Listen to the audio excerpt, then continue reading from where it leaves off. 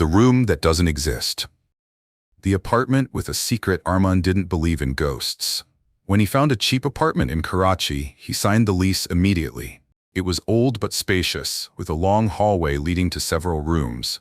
The place was perfect, except for one strange detail. At the end of the hallway stood a locked door. "This room stays locked," the landlord had told him. "You must never try to open it." Arman had nodded, not thinking much of it. Old buildings always had quirks. Maybe it was a storage room. Maybe it led to nothing at all.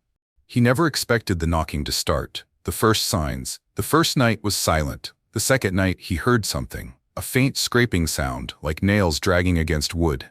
It came from the locked door. Arman sat up in bed, listening. The noise stopped. He convinced himself it was his imagination. But on the third night, knock, knock, knock. 3 soft taps. Coming from inside the locked room. His heart pounded.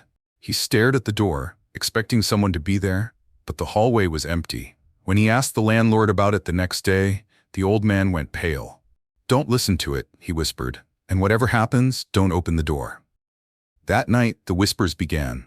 The mistake. By the end of the week, Arman was sleep-deprived and paranoid. Every night, at exactly 3 a.m., the knocking would start. Then the whispers. Faint, unintelligible murmurs, like someone speaking just out of earshot. But tonight was different. Tonight, the whispers were clear. Arman, his blood ran cold. He hadn't told anyone his name. "Arman, let me out." He grabbed his phone and started recording. He had to prove he wasn't crazy, but when he played the audio back, the whispers were gone. Only static remained. Then, without thinking, he reached for the doorknob, and it turned on its own.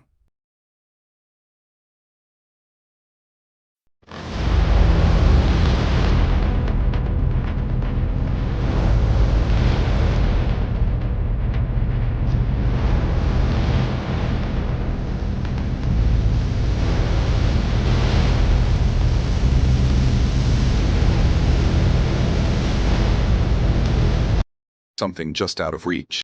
A small, windowless space covered in peeling wallpaper. A single wooden chair stood in the middle, and sitting on it was Arman. His own face, his own clothes, but not him. The figure slowly lifted its head, its mouth stretched too wide, its eyes too hollow. "You shouldn't have opened the door." Arman stumbled back, heart pounding. The thing stood up, tilting its head unnaturally. Then the apartment door slammed shut. The lights flickered. The air grew heavy. And then, everything went black. 5. The final message. The next morning, Arman's friend tried calling him. No answer. The landlord unlocked the apartment expecting to find him inside. But the place was empty. No furniture, no clothes, no Arman, as if he had never existed. Except for one thing, a wooden chair sitting in the middle of the hallway. And a note, scrawled in shaky handwriting, "Don't open the door."